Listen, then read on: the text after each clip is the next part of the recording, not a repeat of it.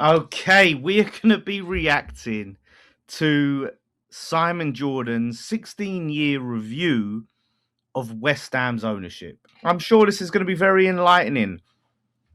And, I'm sure the same Simon Jordan that hates defending David Sullivan will not be defending David Sullivan in this video.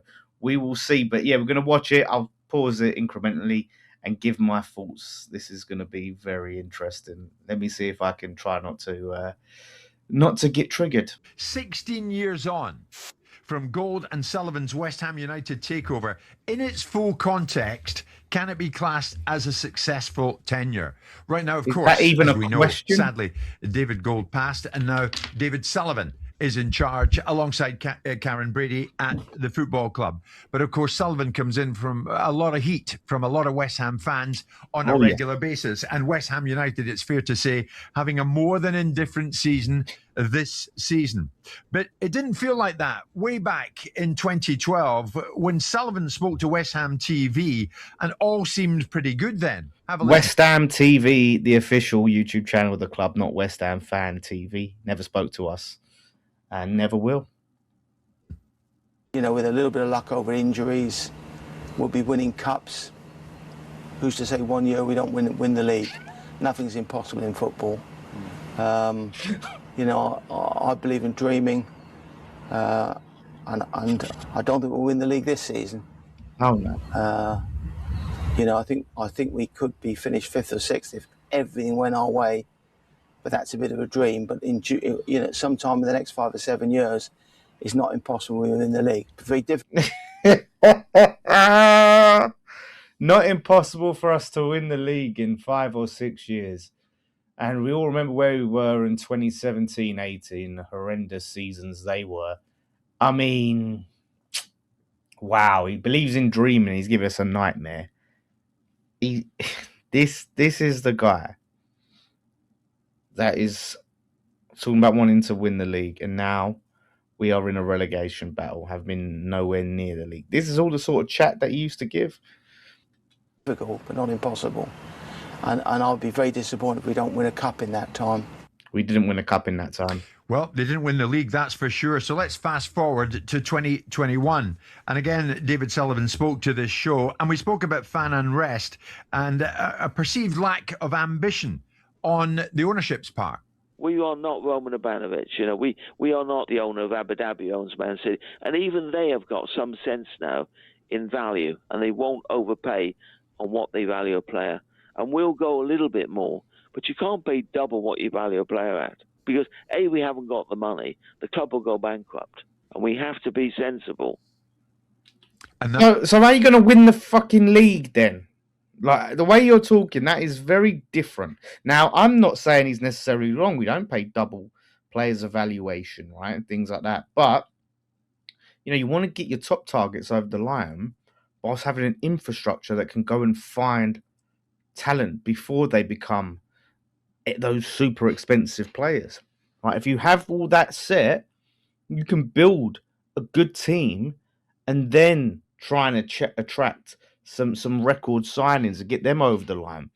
But to talk on one side of your mouth about winning the league, and then the other side, we're not this, we're not Roman Abramovich. It's just very hypocritical. Fast forward again to 2023. This was just after West Ham United had gone to Prague and they'd won the Europa Conference League over Fiorentina in the final. This was Sullivan on his relationship when he was with the supporters. Declan Rice. If they look at our pledge from when we moved to the stadium, I think most of which we said we wanted to deliver regular European football. And not only we delivered it, we got to the semi-final last year. We've won it this year, so we're delivering it with real commitment to. Can I just say, right, on this, the pledge, right? We've looked at this pledge before, and they've not delivered on any of it. They've not delivered on it. We can maybe review it again at some point, but you go on that pledge, a load of nonsense. When it comes to regular European football, now, when they made that pledge, the Europa Conference League wasn't even a thing. Didn't exist.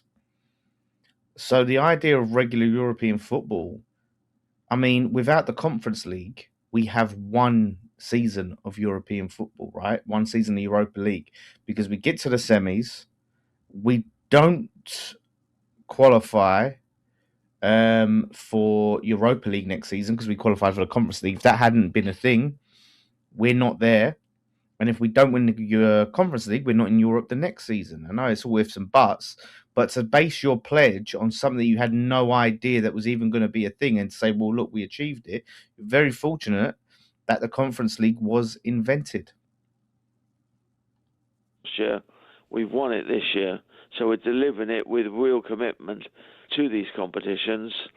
You know, we've allowed affordable family football. We have the cheapest season tickets in the Premier League. Was that affordable family football? Was this before he tried to get rid of the concessions for the young people and the pensioners? That's what I want to know. We got an academy, won the FA Youth Cup for the first time for 30, 40 years. So there's a lot gone right at the club this year.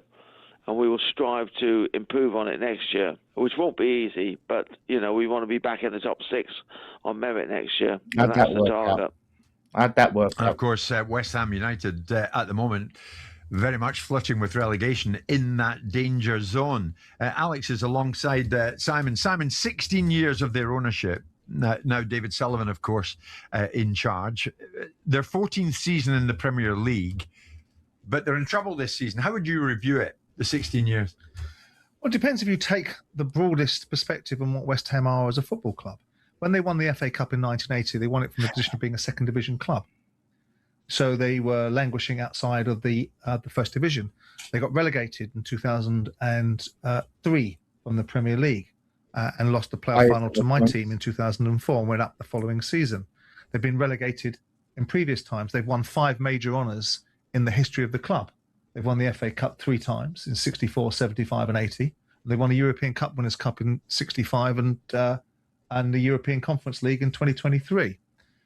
Now, of course, if you then factor in the fact that West Ham fans believe they won the World Cup because of a group of players that were ensconced at West Ham at the time.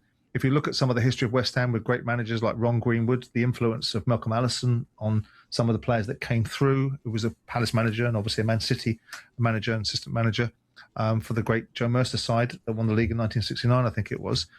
But you look at West Ham. He's showing off his history knowledge here, and look at him. He's so proud of it, doesn't he? He's look at all the history I know. I'm in isolation and say, well, what is it you expect? I mean, the biggest crime that Sullivan has committed was the move, in the eyes of the fans, was the move of the club from the Berlin to the London Stadium, to the Taxpayer Stadium. Yeah. And the manner in which they did it, and he and Karen and David Gold represented it as the natural progression. Most football club owners would have taken that decision to have taken that move. And you'd have been... This is the same narrative. Now, I've been on a couple of times with Simon Jordan. This is the same nonsense he tried to say to me, and I called him out for. Anyone would have done that deal, and I pushed him on it. I said, you telling me you would have took Palace and put it in an athletic stadium? Well, I would have done it differently. I would have made sure it's not for, it was purpose built for football. Well, there you go then. So you wouldn't have took the deal that they took. No other owner would have done what they did. Tottenham Hotspur wanted to knock it down. That's proof. That is proof. They could have just said, yeah, we'll have it as is. They might have even beat us to the bid if they would have just taken it as is. But he said, no, if we win this, we're knocking that down and building a football stadium. So that's completely untrue. And this idea is that, well, based on our history and what West Ham have always been, no, it's been fine apart from the stadium. It's the only thing we haven't been unhappy with. Everything is tied to the stadium. Everything in terms of what we expect and what we demand is tied to the move. We're told so many times by rival fans, you sold your soul. If you sell your soul, if you sell something, you must get something in return. And we have got nothing in return.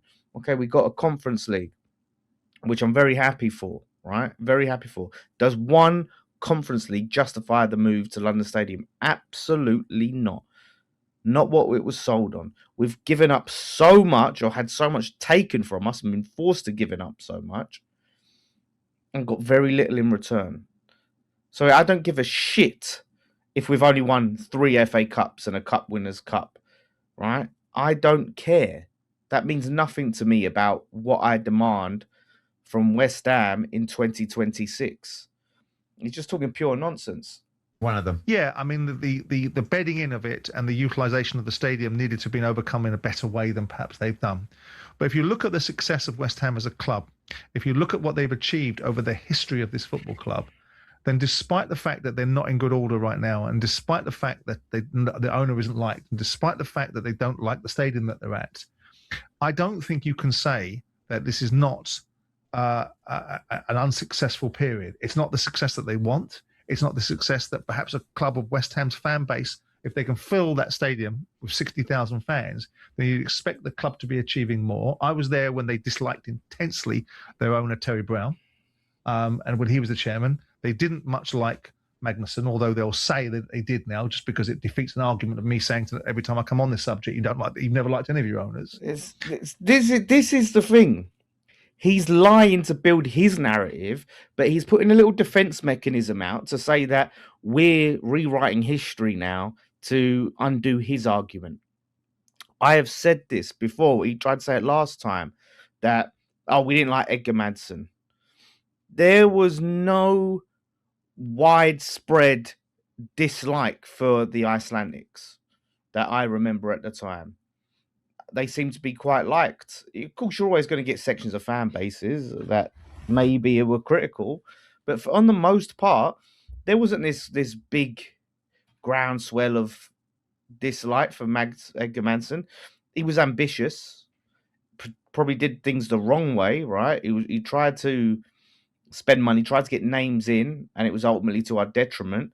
How things would have ended up, we don't know, because the Icelandic bank crash. There was that whole thing. So that's a lie. What you're saying there, because if West Ham fans weren't anti Edgar Madsen, if we didn't dislike Edgar Madsen, then his whole narrative that we hate all our owners just crumbles. And that's the problem. So he needs that. He needs that to be true for this narrative that we're just hard to please. Whoever runs this club, we're anti. Terence Brown was disliked for very good reasons. One of the reasons is he would just sell all of our good academy players. He would just, any players that have come through, he was quick to sell them. We're never going to get anywhere. As a club and a fan base that prides ourselves on being the academy of football, right? And loving to have players come through from the academy and play for us, that being our history and tradition. He just sold everyone out from under us. He was a horrible, horrible owner. So there's always been, back to the Kearns, you had the bond scheme, trying to sell bonds and things to fund aspects of the club. People didn't want that. People didn't want bond holders at the club. So fans, it's always for good reason. I can't remember if it was Danny Murphy or Jamie Carragher that said fans are very rarely wrong when it comes to their football club. So to just dismiss us as, we just don't like owners, it's pathetic. And this is what it comes down to, as Simon Jordan, as a bitter ex-owner of a football club that had the similar sort of treatment from fans as he's seeing us to David Sullivan. And now he wants to stick it to football fans, right, and defend his fellow owner. It's nonsense. But if you have to lie to build your narrative, it shows you haven't got a strong argument. So you look at it and say, well, what do you expect for West Ham? You've won 5 things in 130 years. It's all about expectation level. Well, expectation is a big part of football, and there's no crime in having expectation. It's got to be seeded in some reality. What is the reality of West Ham? They beat Fulham in a 1975 FA Cup final. Where were Fulham? Second division side. They won the FA Cup in 1980 against Arsenal as a second division side. They've been relegated periodically and regularly over the lifespan of this football club. So they are what they are. They are what they are. They are what they are. We haven't been relegated regularly for a start. Regularly is something like a Fulham or a Norwich. But, and relegation back pre-Premier League wasn't the be all and end all. It really didn't matter as much because it weren't, there weren't all this TV money. Your revenue was a lot based on, ticket sales and season tickets and all them sort of things. And we were very healthy in whether it was in the second division or the first division. Of course, you always want to be at the top, but it's very disingenuous what Simon Jordan is doing here. It's really disingenuous to sit here and say, yeah, West Ham, basically he's trying to say, we're a nothing club, so what do they expect? It's pathetic because it all ties into the stadium. It all ties into the stadium. Without the stadium, when we was at Upton Park, we wasn't clamouring. No one was saying, I wish we'd get a new stadium. I really want to leave Upton Park before they... No one said it. They come in, sold us a load of dreams. Whether anyone should have believed it or not is another conversation. But said, look, we're going to do this, and this, right? And it was all a lie. It was all a big con for their own benefit. Make sure that's in focus. So he's just spoke an absolute load of nonsense there. Now we're going to get into this other joker, Alex Crook, who I have reacted to before. And I mean, some of the nonsense he talks, hopefully he's a little bit more level-headed today. Yeah, listen, I don't like the London Stadium. I don't think it's a football stadium. The crowd are too far away from the pitch. I think the acoustics are all wrong. I think it's a nightmare to get to. Some sense. But I can understand why they did the deal they did. I think financially it's been a good deal for the football club. But it's financially been a good deal for David Sullivan and all the people that was involved in that deal. Pocketing a load of money from the sale of Upton Park and then cheap rents, And a lot of mistakes when it comes to hiring and firing of managers. They got rid of David Moyes not once but twice, but the fans weren't exactly rallying for him to stay, despite the fact he won a European trophy. They should never have hired Graham Potter, in my opinion. They should never have hired Julian Lopetegui. And I think they're still paying the price for both of those appointments. Pellegrini, when they went sort of autograph hunting, and that didn't work out. But even in this transfer window, they can't accuse them of not spending money. They spent 50 million quid on 2 strikers. They're trying to bring in a goalkeeper and a central defender. Who has ever accused them of not spending money in this period? Who's been saying, do you know what the problem is with them? They don't spend money. Like, at this stage, it really doesn't matter if they spend £1 billion or £1, right? It does not matter because it's spent poorly. The infrastructure is not there. So, again, this is misrepresenting our grievances as we're complaining because we want him to spend more money. We want Sullivan to spend more money. We want him to spend it properly. We want people in the club who know what they're doing, running the football club. No leadership. There was an article come out where they was talking to people that work in the club behind the scenes, and they said, never hear from David Sullivan, never see Karen Brady. There's no leadership in the club. We need someone to come in. It's a football person, a CEO that can run the club. Someone serious, not someone with a background of what David Sullivan's got a background in. So it's really not about how much is spent. Clubs like Bournemouth, clubs like Palace, clubs like Brighton spend less than us. But they spend it wisely and they get good players in. And wherever they are in the league, right, they have really valuable assets. When you look at what they buy and the profit they sell players for compared to what we do, and we're having to loan players out. We're talking about loaning Rodriguez. We've loaned Alvarez. We've loaned Fulkrug. Like these players, we just have to loan them because we've overspent on them. And we put them on high wages because we've run so poorly. So you can sit there and talk down to West Ham fans and say, well, you've only won 5 things in your history. Brighton have won nothing. Bournemouth have won nothing. Brentford have won nothing.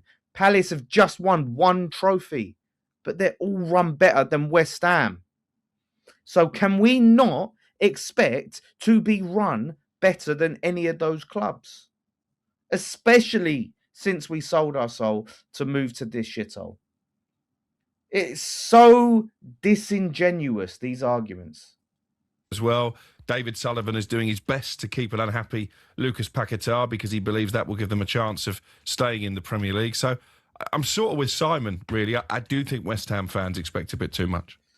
This guy, honestly, mate, I'm really trying to keep it respectful, yeah, but he is so ignorant. That's probably the nice thing to say. Alex Crook is ignorant. You know, they say a little bit of information can be a very dangerous thing. And he has a little bit of knowledge, but doesn't have the full perspective, doesn't have the full picture.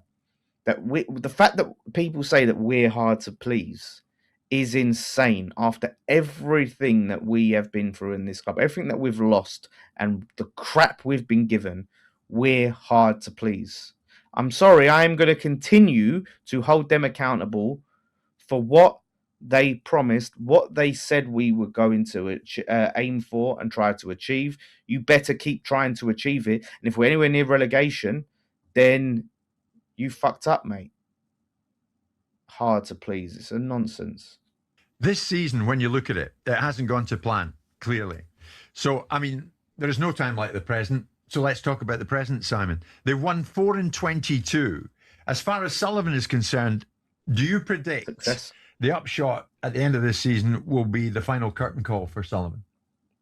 Well, I don't think he will want to own a championship club, but I also don't think he will want to own or want to sell it at a point where it's really at a valuation that's going to be far below what he may have expected to achieve if he was prepared to sell it in a slightly better condition. I mean, he has come in for a lot of pressure. I mean, he has the hide of a rhino, David, so he won't like it, but he'll get on with it because, you know, he has had this before. He wasn't liked at Birmingham. You know, there's lots of people that have said lots of things about David Sullivan, myself included, and David just gets on with it.